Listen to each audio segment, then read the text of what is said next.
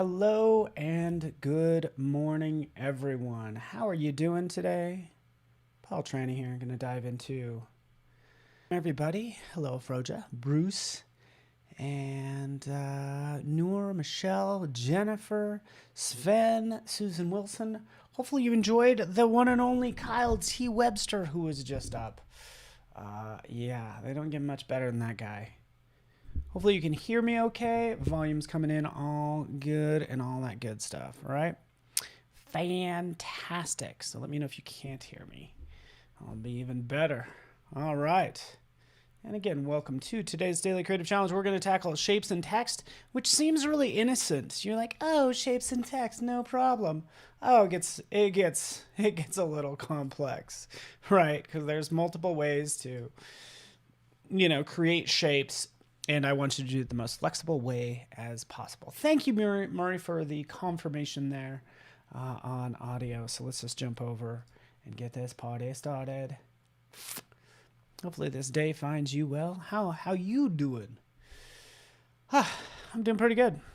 I get to see my mom today. So that's, I guess, big news. See how she's doing.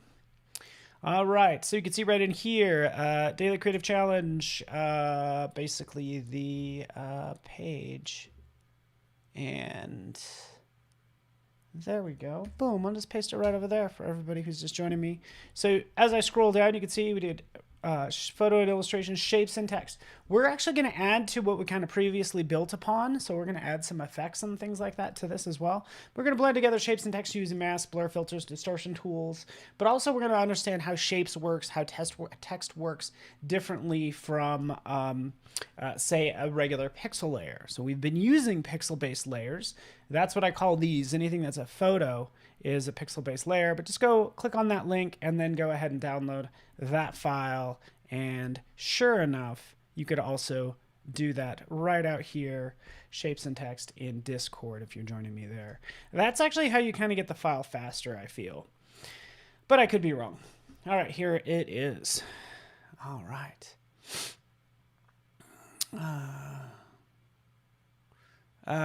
Cindy, I don't know how many kilometers that is, but that seems like a lot of kilometers away that your mom is.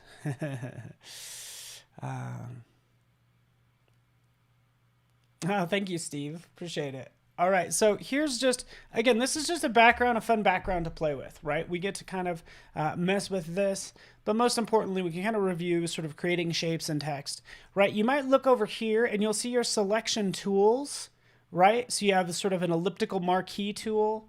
I'll create a new layer. And, some people will do this, is they'll create a circle, fill it with a foreground color.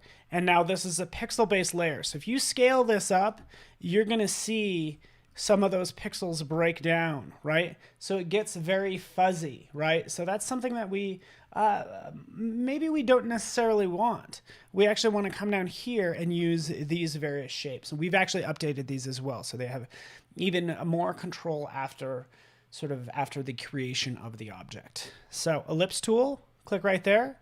We'll go in here, we'll click, we'll drag out like so. And there we get that. It should pop up your properties panel. In here, again, we want to make it a white fill. There we are.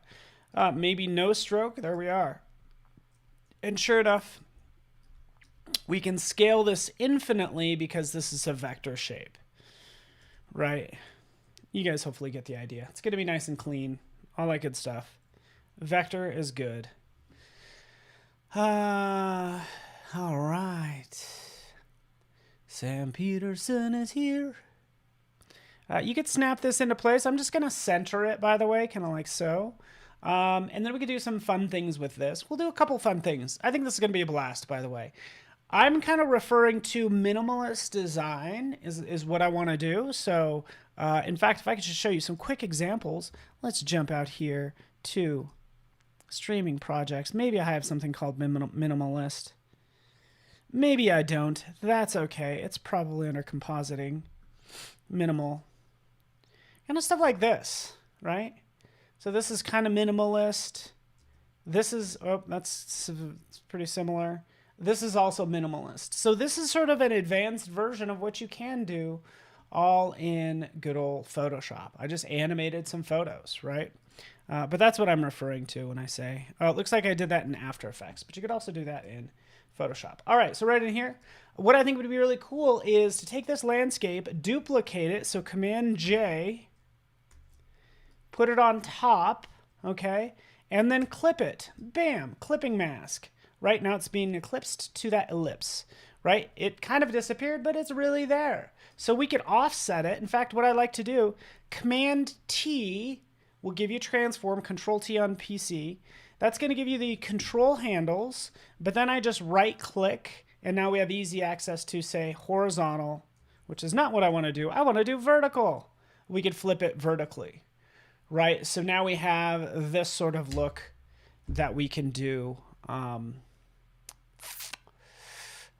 Bruce Gonzalez, maybe I will do the letter B. But this sort of like minimalist sort of look that we can add to this. Right? This is like a minimalist design. Right? Remember, this is still this vector shape on underneath, right?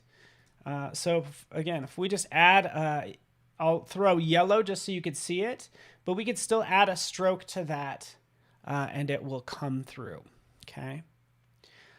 Another way to do this, in fact, let's just turn this off. That's why I'm glad you guys are joining me today, because right over here, look, I could double click. You probably know about this. It's like, here's one way to add a stroke, but if you double click on the layer, you'll go into layer style. You're like, wait, there is a stroke right in here as well, right? So there's two different ways to add strokes.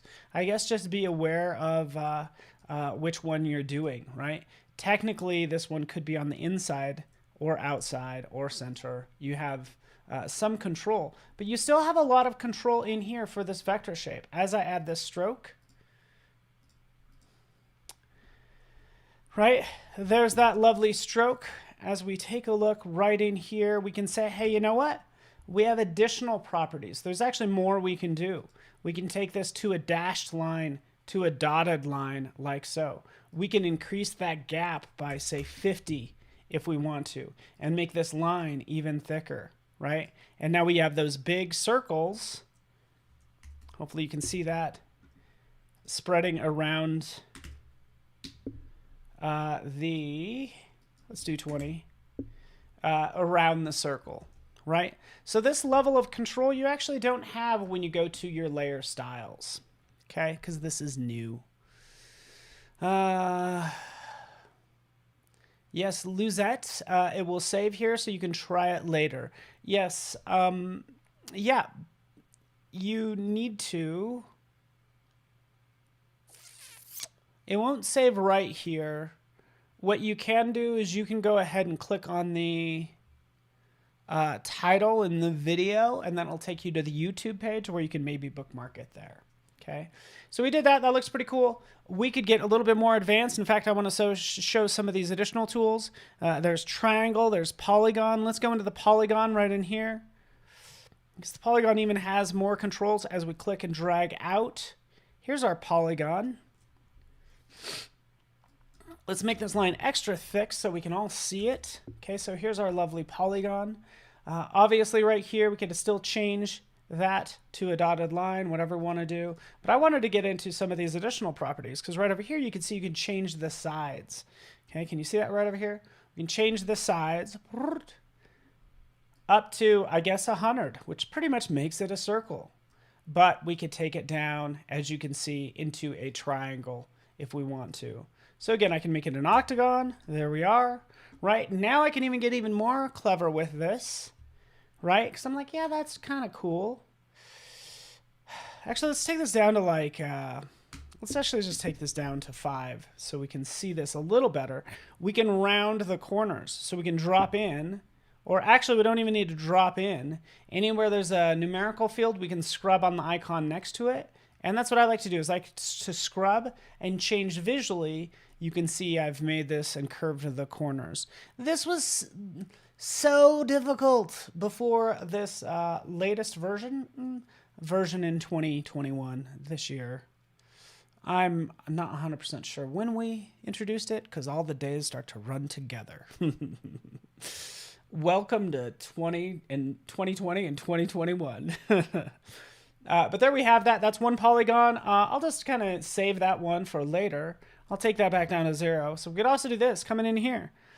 Oh, what is this? We could change this from a sort of a polygon to a star, right? So again, scrubbing down, bam, there we have our star, right? PS catches up with AI.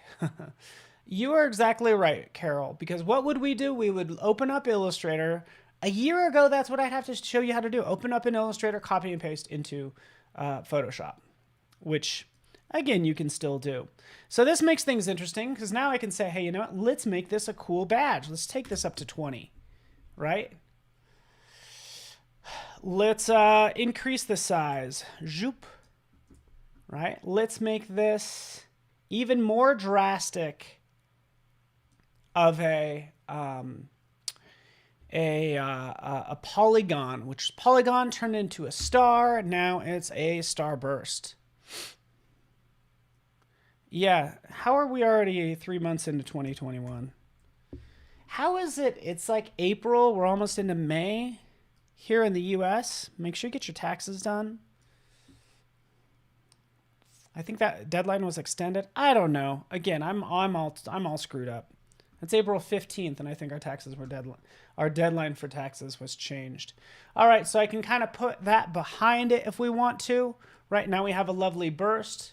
We could take these shapes and scale them down, right? And now we just have a cool a burst that I can play with that's kind of hovering over the water.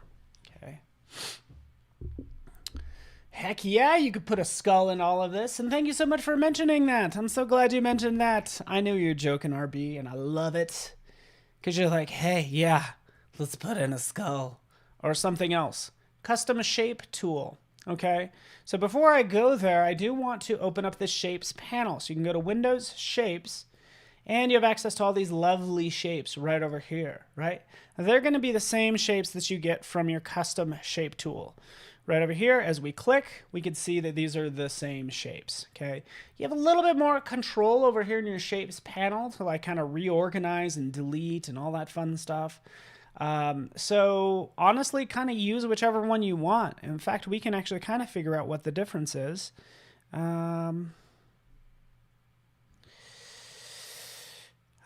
What shall we put in here, huh? I want to put something cool, like a skull. Maybe a snake. A butterfly. There's a butterfly. Maybe it means something. Oh, wait. I accidentally selected a tree. Let's get rid of that. Ah, that's what I did. I made the mistake of doing a click and drag. I'm so glad. I was like, I bet you I'm going to learn something right now. Okay. I'm looking. All right, so let's take this bee. Here's my bee. My intention was to drag it in, but what you have to do is you have to select the bee, and maybe you're Scorpio, like maybe we're doing star signs, selecting that scorpion, and then you have to draw it out, like so. And now we get, of course, our scorpion. If we take a look, we can see the size of that stroke that we want to take down. Notice how it has all these sharp edges, right? I get it. Scorpions are kind of sharp, and their little claws they'll get you. So will their stinger. But what I want to do is soften the edges. So we can round the corners, and we can round the corners and round the ends. So that's what I did. I made it less spiky by rounding the ends like so. Okay, so that's all I'm doing. How's everybody doing this fine? What is it, Tuesday? There we go. Scorpio, done. Okay. Maybe I'll make this 8. That did look like a Wanaka tree. I don't know what that is. Paco Siller with dropping some knowledge. I have no idea what you're talking about. But I want to learn at the same time. For these trees, if we take a look, it will tell you on rollover. So you are kind of able to tell cedar, on down the line. Okay, so there that is. Now compare that to how the shapes panel works. So again, we use the custom shape tool.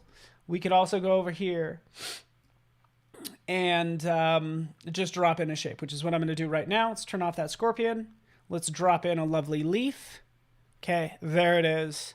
As we drop it in, you can see how that works the same way. Keeps most of my settings, but actually does not round the corners and the ends, which I was hoping it would do. Right, so now we know how to work with shapes. Okay. Oh, you're saying this area. Oh, that looks, oh, I'm learning stuff. Paco knows this. He sees these awesome pictures. He's like, yeah, I know where that was taken. So interesting. All right, good stuff. Coffee break.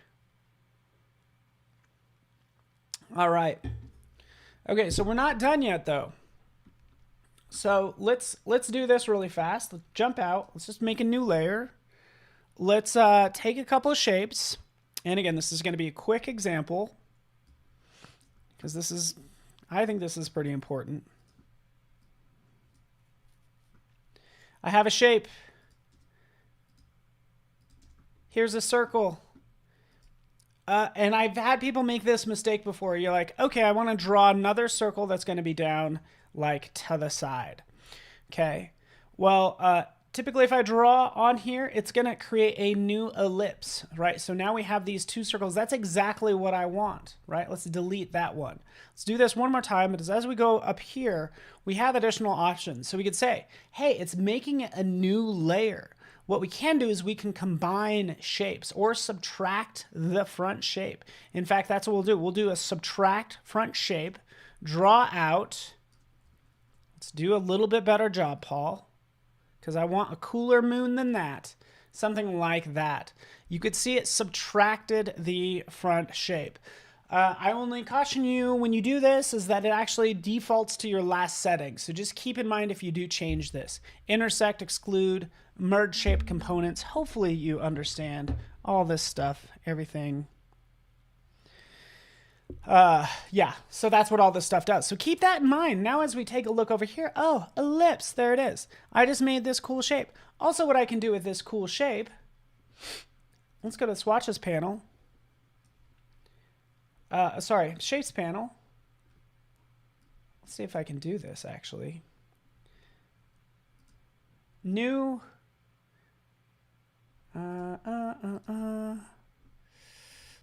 There we go.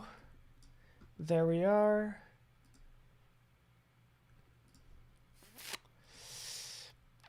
There we go. Okay, so now that I have it created, we know how to create shapes. I select it. That's a key component because I'll go down here. It's like, hey, I'm used to Illustrator. Use path selection tool or direct selection tool. You just need to make sure that these are usually blue. So it's like, hey, I'm highlighted. Now I can go to edit. We can define this as a custom shape. Bam. And there we are. Whatever, crescent moon. There we are. Our crescent moon, sure enough, appears down at the bottom of this panel, even though I'm scrolling away from it. There it is. So that's how you get assets in here, how you get shapes in your shapes panel to use whenever you want.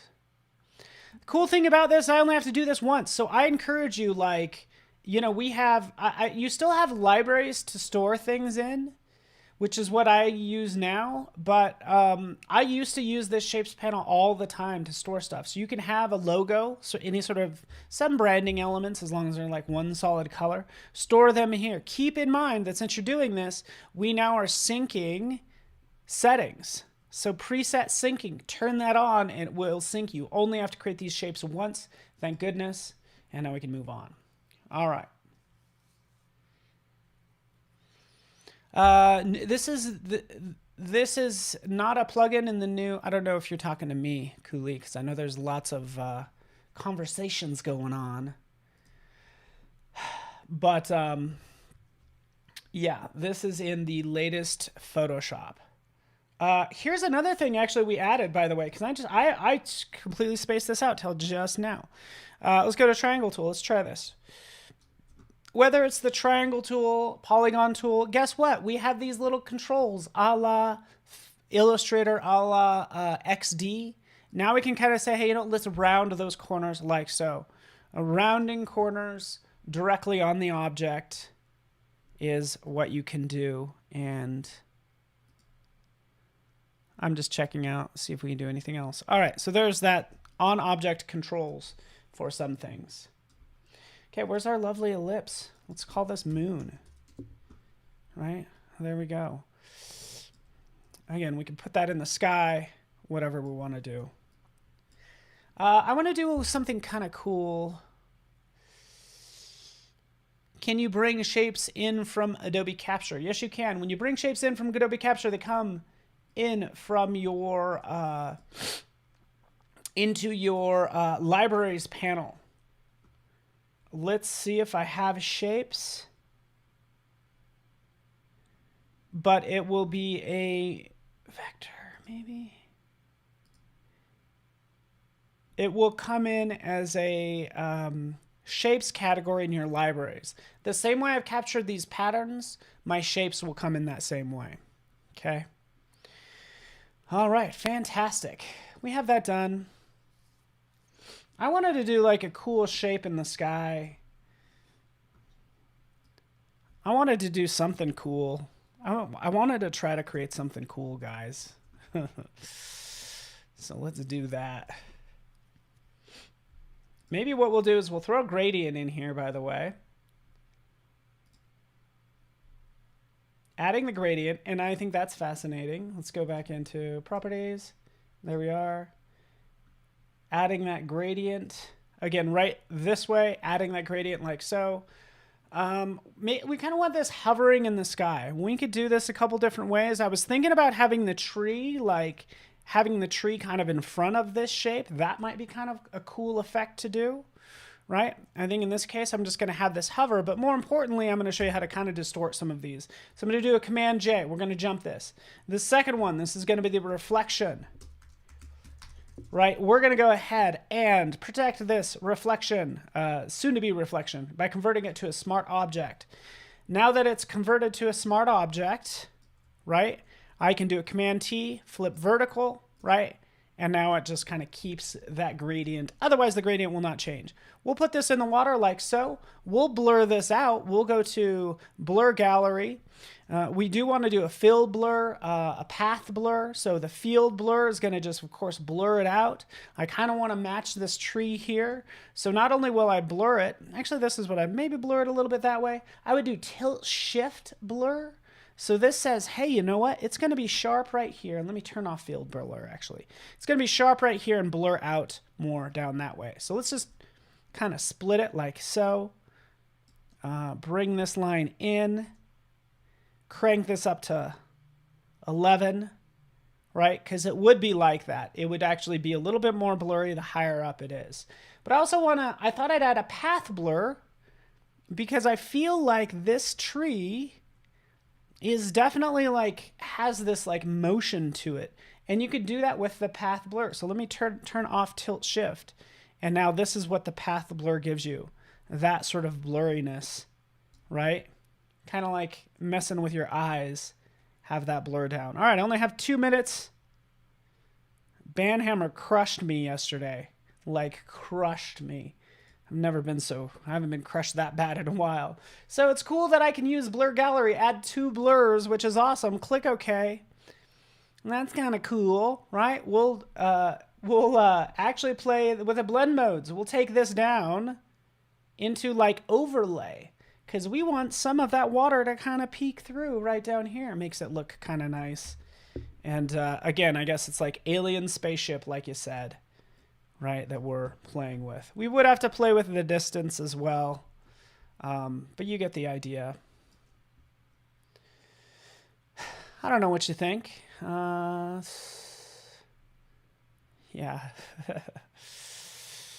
Cool thing is that this is a smart object, so I could always change this later on if I decide I want to add a circle. You know, and about 15 other things since I only have, 1 minute left. In true Paul fashion, I decide I want to throw an ellipse there. Guess what? Ba-ba, da, ba, cha, image, reveal all. Move this down. Save.